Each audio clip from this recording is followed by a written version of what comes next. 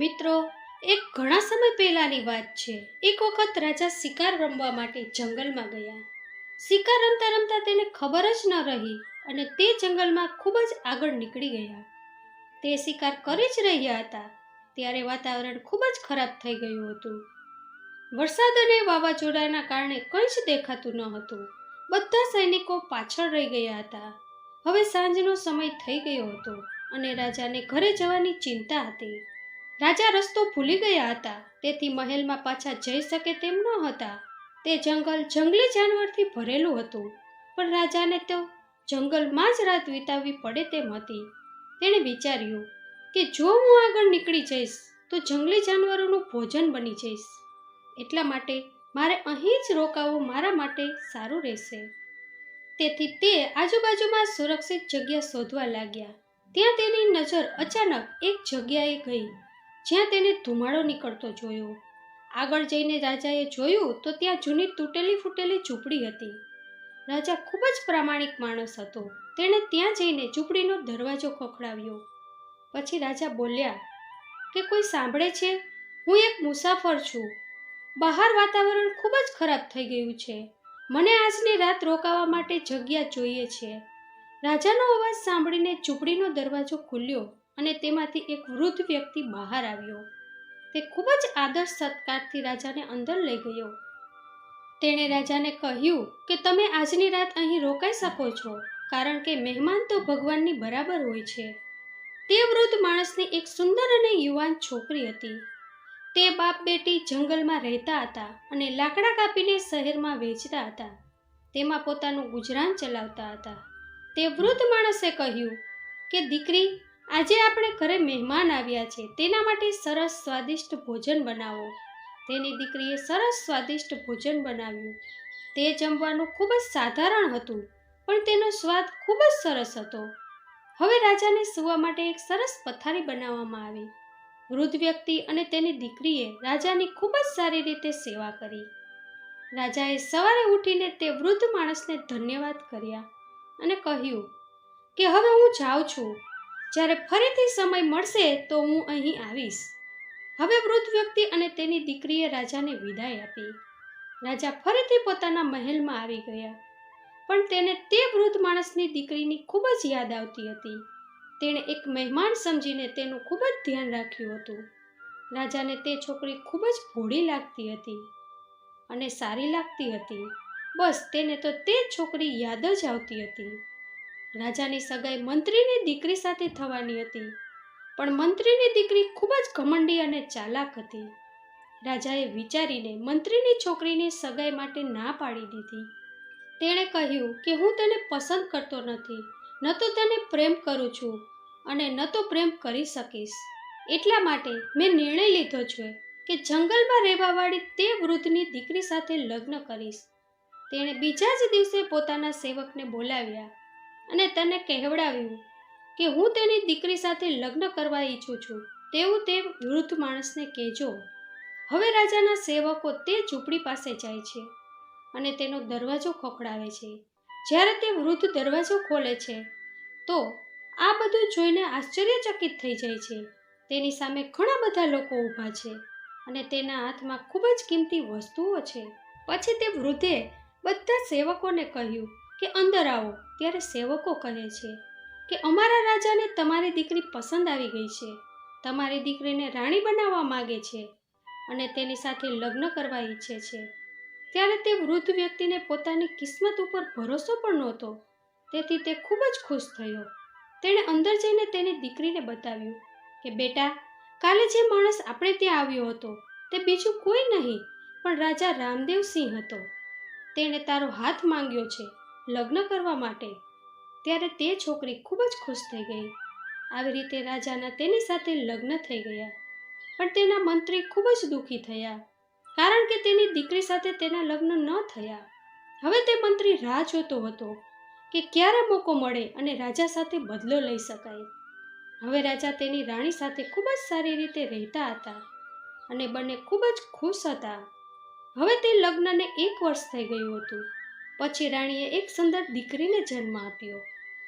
ત્યારબાદ ખૂબ જ ખુશ રહેવા લાગ્યા. પછી બીજા વર્ષે બીજી દીકરીને જન્મ આપ્યો ત્યારે પણ બધા ખૂબ જ ખુશ હતા. આવી રીતે રાજાને 2 દીકરી થઈ ગઈ હતી. તેથી તેના મંત્રીએ મોકો જોઈને રાજાને કહ્યું કે હે મહારાજ, રાજ્યનો રાજપાટ સંભાળવા માટે એક દીકરો હોવો જરૂરી છે. એટલા માટે મારું કહેવું છે કે તમારે બીજા લગ્ન કરી લેવા જોઈએ, જેથી તમારે ત્યાં પુત્ર થઈ શકે. ત્યારે રાજાએ મંત્રીને બિલકુલ ના પાડી દીધી. તેણે કહ્યું કે હું કોઈ સાથે લગ્ન નહીં કરું. હું મારી રાણીને ખૂબ જ પ્રેમ કરું છું. ત્યારે મંત્રીને થયું કે તેની દીકરીના લગ્ન રાજા સાથે થવાના બધા રસ્તા બંધ થઈ ગયા છે. તો તેણે તેના બાકીના મંત્રીઓ અને સેનાપતિઓને પોતાના ષડયંત્રમાં સામેલ કરી લીધા. એક દિવસ જંગલમાંથી કાળો ઝેરવાળો સાપ મંગાવ્યો. દગાથી રાણીના ઓરડામાં તે સાપને મૂકી દીધો. જ્યારે રાણી નાહીને આવી અને તૈયાર થતી હતી ત્યારે સાપના કરડવાથી રાણીનું મૃત્યુ થઈ ગયું. જ્યારે રાણી નીચે ન આવી તો દાસીને બોલાવવા માટે મોકલી. દાસીએ જઈને જોયું કે રાણી તેના ઓરડામાં સાપના કરડવાથી મૃત્યુ પામેલ છે અને તે જમીન પર પડેલી છે. તેની બાજુમાં ભયંકર કાળો સાપ બેઠો છે. દાસીએ નીચે જઈને રાજાને બધું વિસ્તારથી બતાવ્યું. ત્યારે રાજાને રાણીના મૃત્યુથી ખૂબ જ દુઃખ થયું. તેણે તેને પોતાની કમનસીબી માનીને તેનો સ્વીકાર કરી લીધો. રાજાએ વિચાર્યું કે બારીમાંથી સાપ આવ્યો હશે, પણ તેને ખબર નહોતી કે આ બધું તે મંત્રીનું ષડયંત્ર છે અને મંત્રી તેની દીકરી સાથે લગ્ન ન થયા તેનો બદલો લઈ રહ્યો છે. કારણ કે રાજા પ્રામાણિક દિલના હતા. તેને કંઈ જ સમજાતું ન હતું. તેની બંને રાજકુમારી હજી નાની હતી. તે પોતાની રાજકુમારીઓને ખૂબ જ પ્રેમ કરતા હતા. છતાં રાજાએ બીજા લગ્ન ન કર્યા, કારણ કે રાજા પોતાની રાણીને ખૂબ જ પ્રેમ કરતા હતા. તેની જગ્યાએ બીજી કોઈને આપવા ઈચ્છતા ન હતા. જ્યારે મંત્રીને ખબર પડી કે રાજા બીજા લગ્ન કરવા પણ ઈચ્છતા નથી, તો મંત્રીએ રાજાની રસોઈમાં ઝેર ભેળવાવી દીધું અને તે ઝેરવાળું ભોજન ખાવાથી રાજાનું પણ મૃત્યુ થઈ ગયું. પછી મંત્રીએ રાજગાદી ઉપર પોતાનો કબજો જમાવી લીધો. હવે તે રાજાની એક પ્રામાણિક અને ખૂબ જ દયાળુ દાસી હતી. તે બધું જોતી હતી. હવે તેને અનુભવ થઈ ગયો કે આ મંત્રી હવે રાજકુમારીને પણ મારી નાખશે.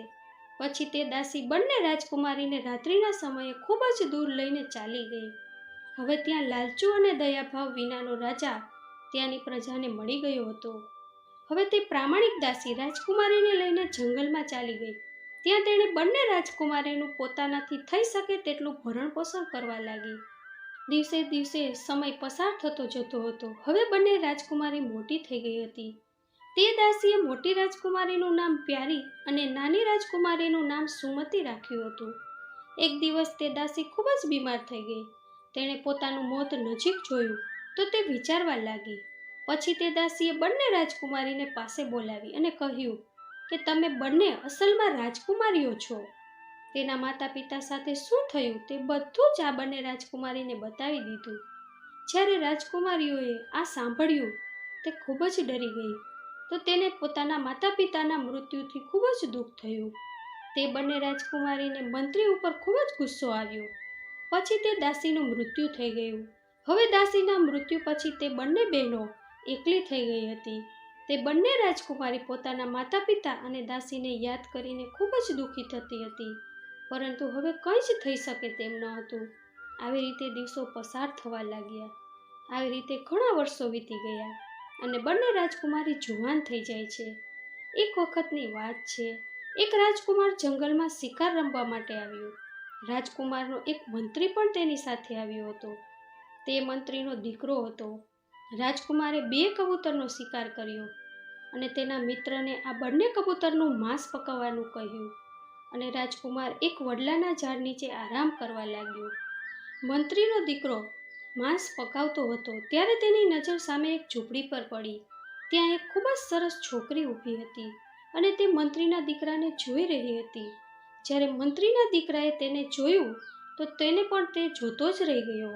આ સુનસાન જંગલમાં આટલી સરસ છોકરી ક્યાંથી આવી? મંત્રીનો છોકરો તેની પાસે ગયો અને પોતાના વિશે બધું જ બતાવ્યું. એટલામાં તેને બળી ગયું હોય તેવી વાસ આવી. તો મંત્રીનો દીકરો જઈને જોવે છે તો બધું માંસ બળી ગયું હતું. ત્યારે તે ખૂબ જ ચિંતા કરવા લાગ્યો. તે છોકરી કહે છે કે હું તારા માટે આ ચકલી પકડી દઉં. તે ચકલી પકડીને મંત્રીના દીકરાને આપી. ત્યારે રાજકુમાર વિચારતો હતો કે મારા દોસ્તને આટલી વાર કેમ લાગી? પહેલાં તો આટલી વાર ક્યારેય લગાડતો ન હતો. મંત્રીનો દીકરો જ્યારે રાજકુમાર પાસે તે માંસ લઈને આવ્યો, રાજકુમારે તે ખાધું તો ખૂબ જ હેરાન થઈ ગયો અને કહ્યું કે આજથી પહેલાં તારા હાથમાં આવો સ્વાદ ક્યારેય નહોતો આવ્યો, કારણ કે આટલું સ્વાદિષ્ટ ભોજન તેણે ક્યારેય ખાધું ન હતું. પછી મંત્રીનો દીકરો કહે છે કે અહીંથી થોડે દૂર એક ઝૂંપડી છે, ત્યાં એક સુંદર છોકરી છે, તેણે આ જ માંસ પકાવીને આપ્યું છે, કારણ કે હું તો તેને જોતો જ રહી ગયો હતો. ત્યારે જ નાની રાજકુમારી ત્યાં આવી છે, જે તળાવે કપડાં ધોવા ગઈ હતી.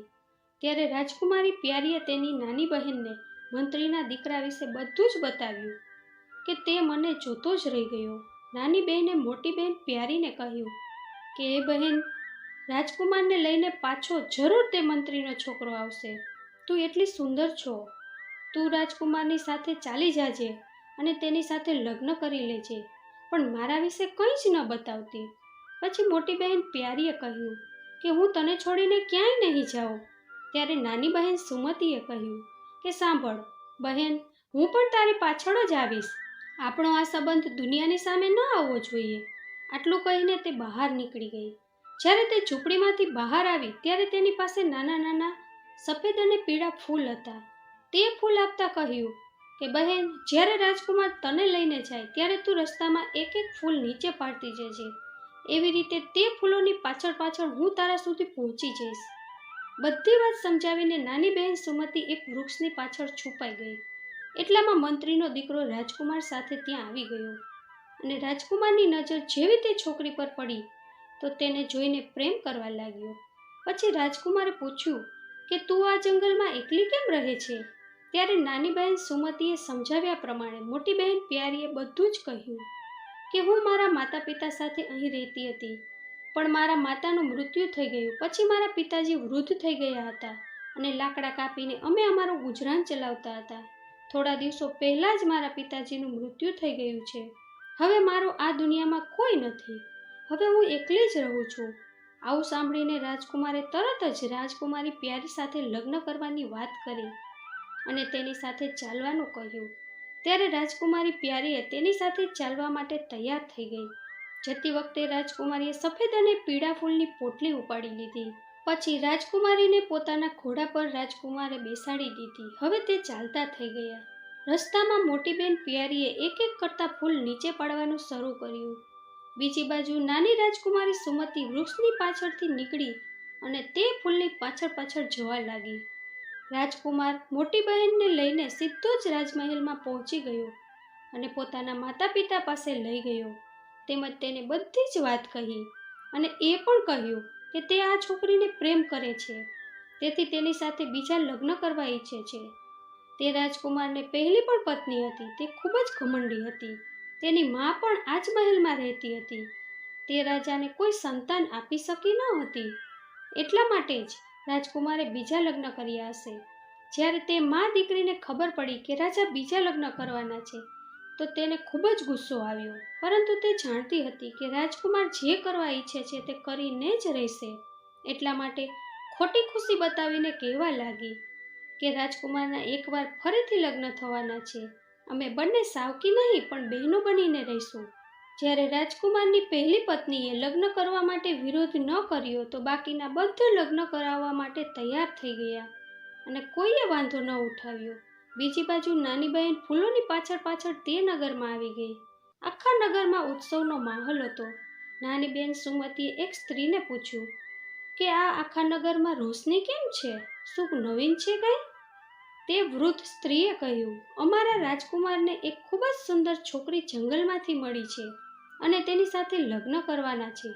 એટલા માટે આ આખું નગર સજાવવામાં આવ્યું છે. પછી નાની બહેન સુમતીએ તે વૃદ્ધ સ્ત્રીને કહ્યું કે તમે મને અહીં કોઈ કામ આપી શકશો? હું ગામડેથી આવી છું. મારા મા બાપ પણ નથી અને મારે રહેવા માટે કોઈ જગ્યા પણ નથી. વૃદ્ધ સ્ત્રીએ કહ્યું કે કામ તો મળી શકશે, કારણ કે આજકાલ તો મહેલમાં ખૂબ જ કામ છે. હું પણ ત્યાં જ જઈ રહી છું. તે વૃદ્ધ સ્ત્રીને એક દીકરી પણ હતી. તે બીમારીના કારણે થોડા દિવસો પહેલા જ મૃત્યુ પામી હતી. તેથી તે વૃદ્ધ સ્ત્રીએ નાની રાજકુમારીને કહ્યું કે તને જોઈને મને મારી દીકરીની યાદ આવે છે. તું મારા જ ઘરે રહી શકે છે. તે વૃદ્ધ સ્ત્રી જુવાનીમાં તે રાજમહેલમાં કામ કરતી હતી, પણ હવે વૃદ્ધ થવાથી તે કોઈ કામ કરી શકતી ન હતી. ત્યારે રાજકુમારીએ કહ્યું કે સારું, હું પણ કામ કરવા ઈચ્છું છું. શું તમે મને રાજમહેલમાં કોઈ કામ અપાવી શકશો? પછી વૃદ્ધ સ્ત્રી તે રાજકુમારીને લઈને રાજમહેલમાં જાય છે, જ્યાં બધી બાજુ ઉત્સવનો માહોલ હતો. જ્યારે નાની રાજકુમારી અને તે વૃદ્ધ સ્ત્રી મહેલમાં પહોંચી છે, તો સામેથી રાજકુમારની પહેલી પત્ની આવતી જોવે છે. તે વૃદ્ધ સ્ત્રીને સારી રીતે ઓળખતી હતી. પછી વૃદ્ધ સ્ત્રીએ તે રાણીને પ્રણામ કર્યા અને કહ્યું, આ મારી ભત્રીજી છે. તેના મા બાપ બીમારીના કારણે મરી ગયા છે. આજે જ ગામડેથી આવી છે. મારી તમને પ્રાર્થના છે કે તેને દાસીના રૂપમાં રાજમહેલમાં રાખી લો. પછી નાની રાજકુમારીને લઈને પોતાના ઓરડામાં ચાલી ગઈ અને કહ્યું કે સાંભળ છોકરી, તું ઘણે દૂરથી અહીં આવી છો. તારે ગરીબી દૂર કરવા માટે ખૂબ ધનની જરૂર છે. તું અહીં મારી મુખ્ય દાસી બનીને રહીશ. હું જે કહું તે બધું જ કરીશ તો હું તને ખૂબ જ ધન આપીશ. કારણ કે બધી દાસીઓ આ મહેલમાં જૂની છે. તે મારો ક્યારેય સાથ નહીં આપે. તારે તે બધાથી બચીને મારું કામ કરવું પડશે. શું તને મંજૂર છે? નાની રાજકુમારી જાણી ગઈ હતી કે આ રાજકુમારની પહેલી પત્ની છે. તેનાથી તેને તેના ષડયંત્રની સુગંધ આવવા લાગી. વાતને સમજીને તે ઝડપથી બોલી કે હે રાણીજી, હું તમારી બધી જ વાત માનીશ. તો મિત્રો, આગળ આ રાજકુમારની પહેલી પત્ની આ નાની રાજકુમારીને શું કામ કરવાનું કહે છે તે આપણે તેના બીજા ભાગમાં જોઈશું. તો આજનો વિડીયો અહીં સમાપ્ત કરીએ છીએ. ભાગ 2 જોવાનું ભૂલતા નહીં. જો આટલો વિડીયો તમને પસંદ આવ્યો હોય તો મારી ચેનલને લાઇક, શેર અને સબસ્ક્રાઇબ કરજો. આગળની હજી રસપ્રદ વાતો આપણે ભાગ 2 માં જોશું, તો તે પણ જોવાનું ભૂલતા નહીં. તો ચાલો મળીએ ભાગ 2 માં. ત્યાં સુધી બધાને જય શ્રી કૃષ્ણ. ફરીથી મળીશું મિત્રો આવતા વિડીયોમાં. ત્યાં સુધી તમારું ધ્યાન રાખજો, હસતા રહેજો અને હંમેશા ખુશ રહેજો.